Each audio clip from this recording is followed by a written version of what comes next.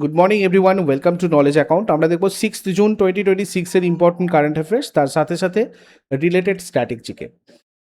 আজকের প্রথম প্রশ্ন, 2026 সালের জুন মাসে কোন দেশের সভাপতিত্বে এভিয়া লে বা শহরে 52তম G7 শীর্ষ সম্মেলন অনুষ্ঠিত হতে চলেছে?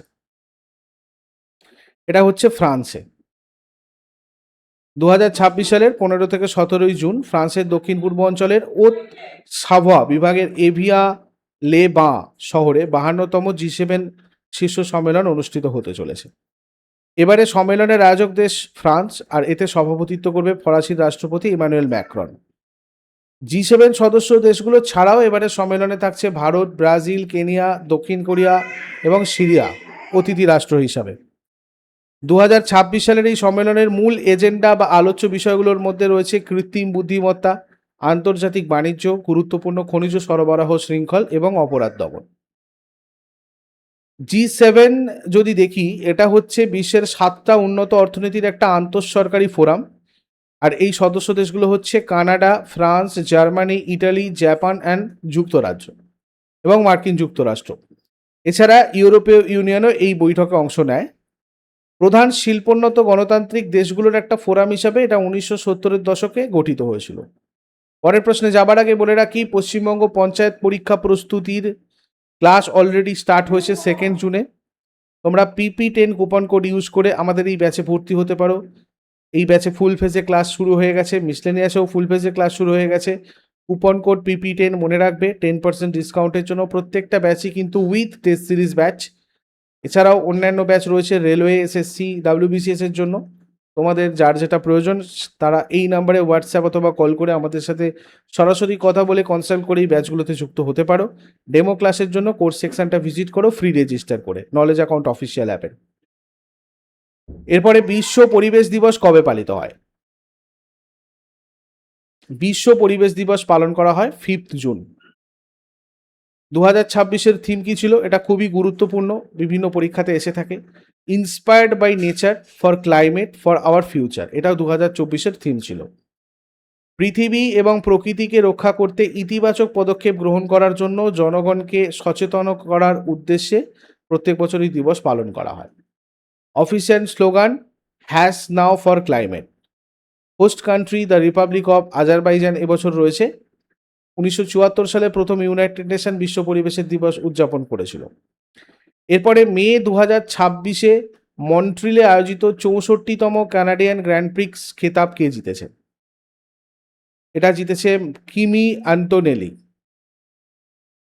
এটা এই অ্যান্টোনেলির মরশুমের টানা চতুর্থ F1 ফর্মুলা 1 গ্র্যান্ড প্রিক্স জয়। এর আগে তিনি চীন, জাপান, মায়ামি এগুলোও জিতেছেন। প্রতিযোগিতা কানাডার কুইকবেকের মন্ট্রিলে অবস্থিত সার্কিট গিলেস ভিল নেভে অনুষ্ঠিত হয়। এর অফিসিয়াল নাম formula 1 Lenovo grand Prix do Canada 2026।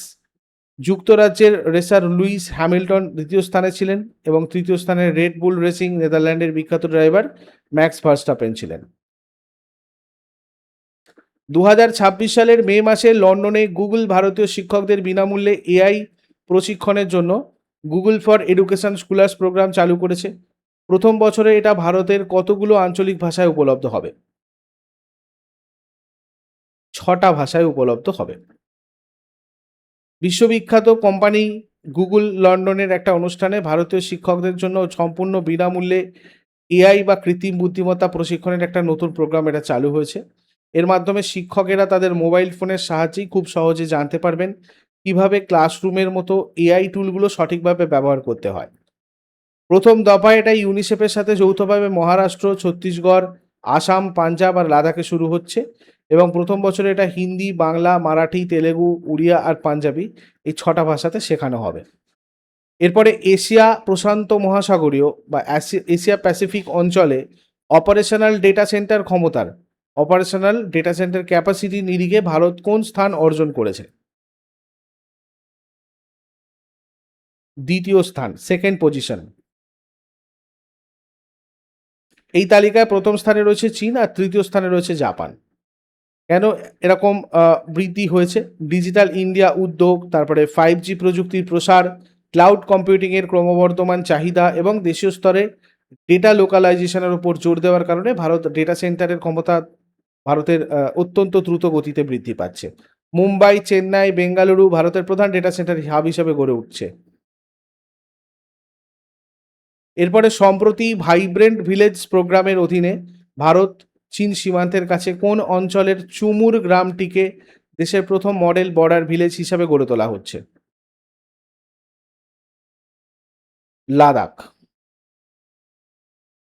Bharat চীন সীমান্তের কাছে পূর্ব লাদাখের চুমুর গ্রামটা ভারতের প্রথম মডেল বর্ডার ভিলেজ বা আদর্শ সীমান্ত গ্রাম হিসাবে আত্মপ্রকাশ করছে।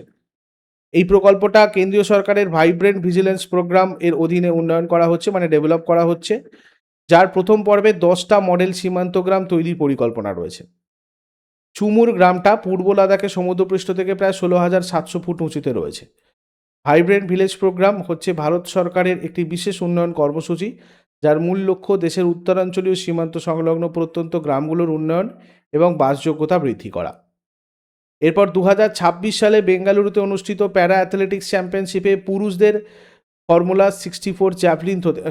F64 জ্যাভলিন থ্রোতে 74.82 মিটার দূরত্ব অতিক্রম করে কে একটি নতুন বিশ্ব রেকর্ড গড়েছেন? সুমিত আন্টিল। অলিম্পিকের পরপর দুইবারের প্যারাঅলিম্পিক চ্যাম্পিয়ন সুমিত আন্টিল পুরুষদের জ্যাভলিন থ্রোয়ের F64 ক্যাটাগরিতে বেঙ্গালুরুতে অনুষ্ঠিত Indian Open International Para Athletics Championship 2026-এ 74.82 মিটার দূরত্বে জ্যাভলিন ছুড়ে নতুন বিশ্ব রেকর্ড স্থাপন করেন এবং স্বর্ণপদক জেতেন। সুমিত আন্টিল হরিয়ানা রাজ্যের প্রতিনিধিত্ব করেন। এরপরে মে 2026-এ হিমাচল প্রদেশের মুখ্যমন্ত্রী সুখবিন্দর সিং সুকু কর্তৃক উন্মোচিত হওয়া বাজার উপন্যাসের দ্বিতীয় সংস্করণের লেখককে? নিরঞ্জন দেব শর্মা। হিমাচল প্রদেশের মুখ্যমন্ত্রী সুখবিন্দর সিং সুকু লেখক নিরঞ্জন দেব শর্মার লেখা বাজার উপন্যাসের দ্বিতীয় সংস্করণ প্রকাশ করেছেন। এই বইটাতে 1971 থেকে 1992 সাল পর্যন্ত ভারতের 21 বছরের গুরুত্বপূর্ণ রাজনৈতিক আর অর্থনৈতিক পরিবর্তনের ইতিহাস গল্প আকারে তুলে দেওয়া হয়েছে। এরপরে সম্প্রতি জাতিসংঘের UNFAO দ্বারা সাহেল ফার্মার হিরো স্বীকৃতি পাওয়া ভারতীয় কৃষক বুল্লু ভান কোন রাজ্যের বাসিন্দা? তামিলনাড়ু। টেকসই এবং বৃক্ষভিত্তিক পরিবেশ বান্ধব কৃষি পদ্ধতি সফলভাবে প্রয়োগ করার জন্য তামিলনাড়ুর পোল্লাচি এর কৃষক বুল্লু ভান কে জাতীয় সংঘের FAO সয়েল ফার্মার হিরো হিসাবে স্বীকৃতি দিয়েছে। ঈশা ফাউন্ডেশন এর বিখ্যাত save soil Cauvery calling program দ্বারা অনুপ্রাণিত হয়ে বিশ্ব পরিবেশ বান্ধব চাষের সিদ্ধান্ত নেন। 2026 সালের বাণিজ্য বিভাগের অধীনে থাকা বোর্ড অফ অ্যাপ্রুভালের 137তম বৈঠকে ভারতের কোন কেন্দ্রশাসিত অঞ্চলে 2টি নতুন স্পেশাল ইকোনমিক জোন স্থাপনের অনুমোদন দেওয়া হয়েছে? পুদুচেরি। উৎপাদন আর IT সেক্টরের উন্নতির জন্য কেন্দ্র সরকার 2টো নতুন সেজ বা বিশ্ব অর্থনৈতিক অঞ্চল তৈরির সিদ্ধান্ত নিয়েছে। এই নতুন 2টো সেজ ভারতের কেন্দ্রশাসিত অঞ্চল পুদুচেরিতে স্থাপন করা হবে। বাণিজ্য মন্ত্রক অধীনস্থ বোর্ড অফ অ্যাপ্রুভাল তাদের 137তম বৈঠকে এই সবুজ সংকেত দিয়েছে। সেজ একটা বিশেষ অর্থনৈতিক অঞ্চল, স্পেশাল ইকোনমিক জোন। এটা হচ্ছে এমন কিছু নির্দিষ্ট ভৌগোলিক অঞ্চল যেখানে ব্যবসা আর বাণিজ্য সংক্রান্ত আইন কানুন দেশের অন্যান্য সাধারণ অঞ্চলের তুলনায় একটু শিথিল থাকে, অনেক বেশি শিথিল থাকে এবং ট্যাক্স ফ্রি হয়ে থাকে, যাতে খুব সহজে বিনিয়োগ আকর্ষণ আর রপ্তানি বাড়ানো যায়। ভারতে সেজ বা বিশেষ অর্থনৈতিক অঞ্চল গড়ে তোলার জন্য সেজ অ্যাক্ট 2005 পাস করা হয়েছিল, যেটা পরবর্তীতে 2006 সালের ফেব্রুয়ারি মাস থেকে কার্যকর হয়। এরপরে মে 2026-এ ভারতের সামুদ্রিক সংস্কারের 12 বছর পূর্তি উপলক্ষে কোন কেন্দ্রীয় মন্ত্রী নতুন দিল্লিতে দেশব্যাপী মেরিটাইম রিফর্ম উৎসব এর সূচনা করেছেন? সর্বানন্দ সোনোয়াল। ভারতের সামুদ্রিক খাতের 12 বছরের সংস্কার উপলক্ষে কেন্দ্রীয় মন্ত্রী সর্বানন্দ সোনোয়াল দেশব্যাপী মেরিটাইম রিফর্ম উৎসবের সূচনা করেছেন। এর মূল উদ্দেশ্য হচ্ছে উন্নত প্রযুক্তি আর সহজ নিয়মের মাধ্যমে 2047 সালের মধ্যে ভারতের সামুদ্রিক ব্যবস্থাকে আধুনিক আর শক্তিশালী করা। এর অধীনে একটি বিশেষ মোবাইল অ্যাপ আর ডিজিটাল প্ল্যাটফর্ম তৈরি করা হবে, যেখানে আর্টিফিশিয়াল ইন্টেলিজেন্স বা কৃত্রিম বুদ্ধিমত্তার সাহায্যে দ্রুত আর স্বচ্ছভাবে সব কাজ করা যাবে। এই উদ্যোগের ফলে সাধারণ মানুষের অভিযোগের দ্রুত সমাধান হবে, কর্মীদের আধুনিক প্রযুক্তির প্রশিক্ষণ দিয়ে কাজের দক্ষতা বাড়ানো হবে।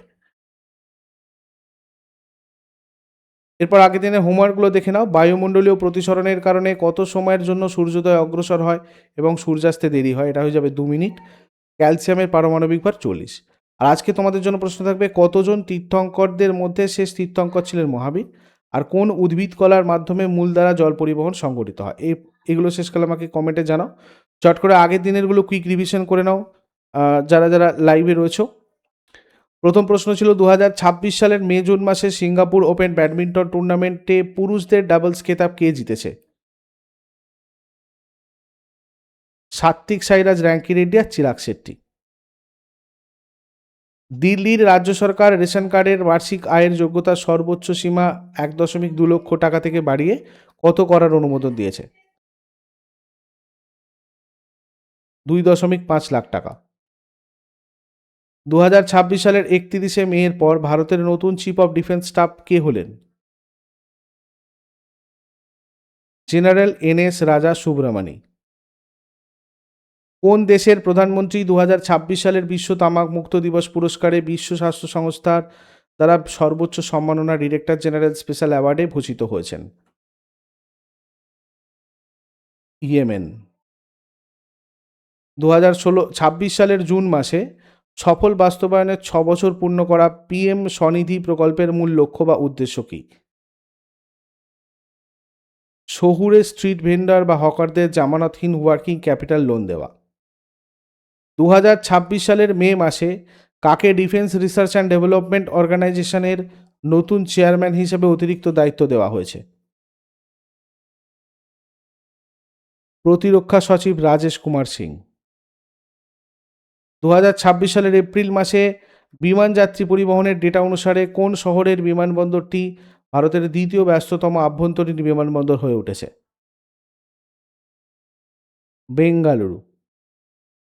2026 সালের মে মাসে উড়িষ্যা সরকার ইন্টেল কর্পোরেশন এবং 3D গ্লাস সলিউশনসের মধ্যে কত বিলিয়ন ডলারের একটি ত্রিপাক্ষিক চুক্তি স্বাক্ষরিত হয়েছে? 3.3 বিলিয়ন ডলার। 2026 সালের মে মাসে ভারতের বন্দরগুলোর পরিচালনগত দক্ষতা মূল্যায়নের জন্য চালুকৃত লজিস্টিক্স পোর্ট পারফরমেন্স ইন্ডেক্স কোন সরকারি কাঠামোর অধীনে তৈরি করা হয়েছে? সাগর আঙ্কলন ফ্রেমওয়ার্ক। 2026 সালের মর্যাদাপূর্ণ স্ক্রিপস ন্যাশনাল স্পেলিং বি প্রতিযোগিতায় 90 সেকেন্ড এ 32টা শব্দের সঠিক বানান বলে চ্যাম্পিয়ন হয়েছেন ক্যালিফোর্নিয়ার কোন 14 বছর বয়সী ভারতীয় বংশোদ্ভূত ছাত্র? শ্রেয় পারিক।